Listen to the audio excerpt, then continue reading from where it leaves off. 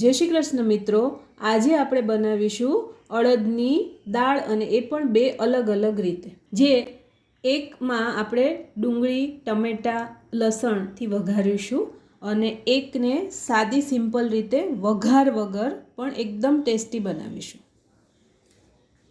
બે અલગ અલગ રીતે અડદની દાળ બનાવવા માટે મેં અહીંયા સવા વાટકી અડદની દાળ લીધેલી છે અને વજનમાં આશરે 150 થી 150 ગ્રામ છે, જેને આપણે 2 વાર પાણીથી ધોઈ અને કુકરમાં બાફવા મૂકીશું। બાફવા મૂકતી વખતે પાણીનું માપ 1 વાટકી અડદની દાળ લો તો સામે 3 વાટકી જેટલું પાણી મૂકવાનું અને કુકરમાં 5 સીટી વગાડવાની। હવે આપણે દાળ છે એ બાફી લીધી છે। અડદની દાળને આપણે બે અલગ અલગ રીતે વઘારવાના છીએ।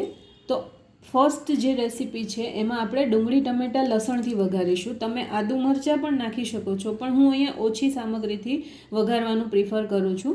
હવે એના માટે એક નાનું ટમેટું, એક નાની ડુંગળી અને 5 લસણની કળીની પેસ્ટ લીધેલી છે। હવે આપણે અડદની દાળ વઘારવા માટે અહીંયા એક મોટી ચમચી જેટલું તેલ લઈશું। તેલ આપણું આવી ગયું છે એટલે 5 ચમચી રાઈ, એક નાનો ટુકડો તજ અને એક લવિંગ વઘાર માટે મૂકું છું।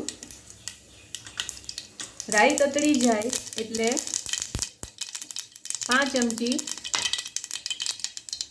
જીરું નાખીશું, ચપટી હિંગ નાખીશું, ચપટી હળદર નાખી દઈશું અને સાથે આપણે ડુંગળી અને લસણ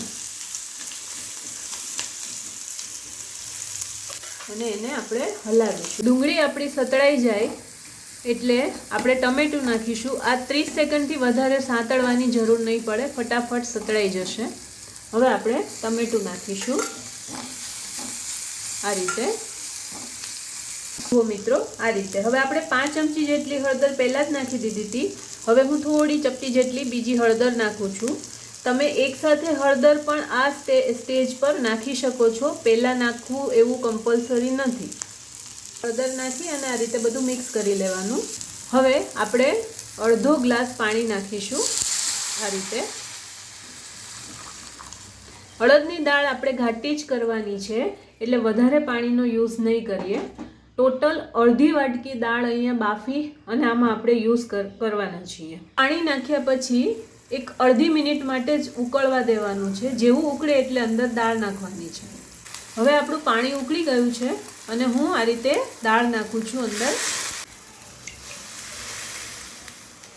દાળ નાખ્યા પછી આ રીતે હલાવવાનું। હવે આપણે આમાં બીજો મસાલો કરીશું। એમાં અડધી ચમચી મરચું, અડધી ચમચી ધાણા જીરું, અડધી ચમચી મીઠું અને હવે બધું જ હલાવી દઈશું। હવે આને ઉકળવા દઈશું। ફક્ત 1 જ મિનિટ ઉકાળવી પડશે। ઓછી ક્વોન્ટિટીમાં છે એટલે ઝડપથી થઈ જાય દાળ, તો વધારે સમય નહીં લાગે બનતા। જુઓ મિત્રો આ રીતે દાળ ઉકળી રહી છે। જુઓ સરસ રીતે દાળ ઉકળી રહી છે।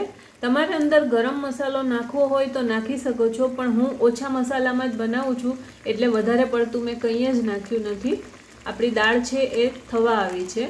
1 જ મિનિટમાં આપણી દાળ રેડી થઈ જાય છે। ખૂબ જ ઝડપથી ખૂબ ટેસ્ટી દાળ બને છે મિત્રો, જરૂરથી બનાવજો। જુઓ ફ્રેન્ડ્સ, હવે આપણી દાળ ટોટલી તૈયાર છે। હવે હું ગેસ બંધ કરું છું। જુઓ મિત્રો આપણી ગરમા ગરમ ટેસ્ટી મસાલેદાર ડુંગળી, ટમેટા, લસણથી વઘારેલી દાળ તૈયાર છે, જેને આપણે એઝ ઇટ ઇઝ આ રીતે પણ સર્વ કરી શકીએ અને ઉપરથી કોથમીર નાખીને પણ સર્વ કરી શકો છો। મિત્રો આપણે જે સાદી રીતે દાળ બનાવવાના છીએ એના માટે થઈને મેં અહીંયા એક કઢાઈમાં જે દાળ બાફીને રાખી હતી એ મેં લીધેલી છે। અંદાજિત પોણીથી થોડી વધારે વાટકી જેટલી દાળ બાફેલી છે, જે મેં એક હાંડીમાં લીધેલી છે। હવે એને આપણે આ રીતે વિસ્કરની મદદથી થોડું, આપણે વધારે ક્રશ નથી કરવાનું કેમ કે દાળ આપણી ઓલરેડી બફાયેલી છે, પણ આખો દાણો આપણે નથી રાખવાનો, એટલે આવી રીતે થોડું થોડું ફેરવશું। ક્રશ નથી કરવાનું કે એકદમ એક રસ થાય એવું પણ નથી કરવાનું, બસ રીતે 4 થી 5 વાર ફેરવશો ત્યાં જ આપણી દાળની કન્સિસ્ટન્સી પ્રોપર આવી જશે. હવે આ હાંડીને હું ગેસ પર મૂકું છું અને ગેસ ઓન કરું છું. મીડિયમ ફ્લેમ પર આપણે રાખીશું અને સૌથી પહેલાં તો અડધા ગ્લાસ જેટલું પાણી પહેલાં હું એડ કરું છું. 1 ગ્લાસ ટોટલ પાણી મેં લીધેલું છે. અત્યારે પહેલાં હું અડધા ગ્લાસ જેટલું નાખું છું. જરૂરિયાત પ્રમાણે આપણે પાણી એડ કરીશું, વધારે નથી એડ કરવાનું. હવે આમાં અડધીથી થોડી ઓછી એટલી ચમચી હળદર, 1 ચમચી લાલ મરચું, 1 ચમચી ધાણા જીરું, 1 ચમચી મીઠું નાખ્યા બાદ આ રીતે હવે બધું જ હલાવીશું. આમાં આપણે વઘાર કરવાની બિલકુલ જરૂર નથી. આ રીતે સિમ્પલ હલાવવાનું છે અને દાળને બોઇલ થવા દેવાની છે બસ. દાળની થિકનેસ તમે તમારી જરૂરિયાત પ્રમાણે રાખી શકો છો.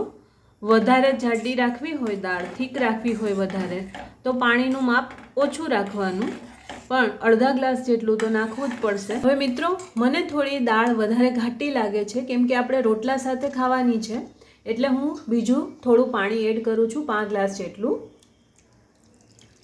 અને આવી રીતે મસાલાના કોઈ પણ લમ્સ રહી જાય તો તમે આવી રીતે સાઈડમાં કરી અને એને આ રીતે દબાવશો ચમચાથી તો બધું મિક્સ થઈ જશે. કેમ કે આપણે ઠંડુ પાણી એડ કરેલું હતું એટલે મસાલાના લમ્સ આવે, પણ એનાથી ટેન્શન નહીં કરવાનું. જ્યારે બધું ઉકળશે ત્યારે બધું એકસાથે સરસ રીતે બોઇલ થઈ જશે. જુઓ મિત્રો, આપણી દાળ છે એ બોઇલ થવાની ચાલુ થઈ ગઈ છે. ફક્ત આપણે 2 થી 3 મિનિટ જ બોઇલ થવા દેવાની છે. જુઓ મિત્રો, આ રીતે દાળ ઉકળે અને એકદમ ઉકળવા લાગે એટલે સમજી લેવાનું કે આપણી દાળ રેડી છે. મિત્રો, આ દાળ ખૂબ જ ઇઝીલી ફટાફટ બની જાય છે, તો વિન્ટરમાં એ જરૂરથી બનાવજો. અડદની દાળ અને રોટલા ખૂબ જ ટેસ્ટી લાગશે. અને આ દાળ સાથે તમે રોટલો ચોળીને અંદર ગોળ, લસણની ચટણી ને બધું નાખીને ખાશો તો ખૂબ જ ટેસ્ટી લાગશે. હવે વચ્ચે આપણે એકવાર આ રીતે ચમચો ફેરવીશું જેથી કરીને નીચે ચોટી ના જાય. આ રીતે બધું મિક્સ કરશું.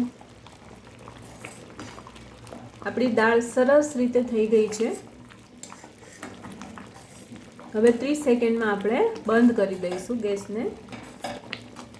જુઓ મિત્રો, ફક્ત 2 જ મિનિટમાં આપણી દાળ છે એ બોઇલ થઈ અને રેડી થઈ ગઈ છે. ખાવામાં પણ એટલી જ ટેસ્ટી લાગે છે. જરૂરથી ટ્રાય કરજો. મિત્રો, દાળની આપણે આ રીતે થિકનેસ રાખીશું. આ પ્રોપર કન્સિસ્ટન્સી છે દાળ માટે થઈને. ફ્રેન્ડ્સ, જનરલી અડદની દાળ છે એની પ્રકૃતિ ગરમ હોય છે અને એટલા માટે એ શિયાળામાં ખાવામાં આવે છે અને સ્પેશિયલી રોટલા સાથે. ખાસ અડદની દાળનો ટેસ્ટ છે એ રોટલા સાથે ખૂબ જ સરસ લાગે છે. જુઓ ફ્રેન્ડ્સ, હવે આપણી દાળ છે એ ટોટલી રેડી છે અને હવે હું ગેસની ફ્લેમ બંધ કરું છું. સર્વિંગ માટે દાળ તૈયાર છે. જુઓ મિત્રો, આપણી સાદી સિમ્પલ પણ ખૂબ જ ટેસ્ટી દાળ હવે સર્વિંગ માટે તૈયાર છે. મિત્રો, આપણી બંને ટાઈપની અડદની દાળ આ રીતે તૈયાર છે અને આપણે એને રોટલા સાથે ખાઈશું. રોટલો અને સાથે મસ્ત મજાની લસણની ચટણી. હવે રોટલાની રેસીપી ઓલરેડી મેં મારી ચેનલ પર મૂકી દીધેલી છે, તો તમે એને જરૂરથી જોજો અને આ રીતે દાળ બનાવી અને મને કહેજો કે તમને ટેસ્ટમાં કેવી લાગી. અને જો તમને મારો વિડીયો પસંદ પડ્યો હોય તો એને લાઈક, શેર અને સબસ્ક્રાઈબ જરૂરથી કરજો.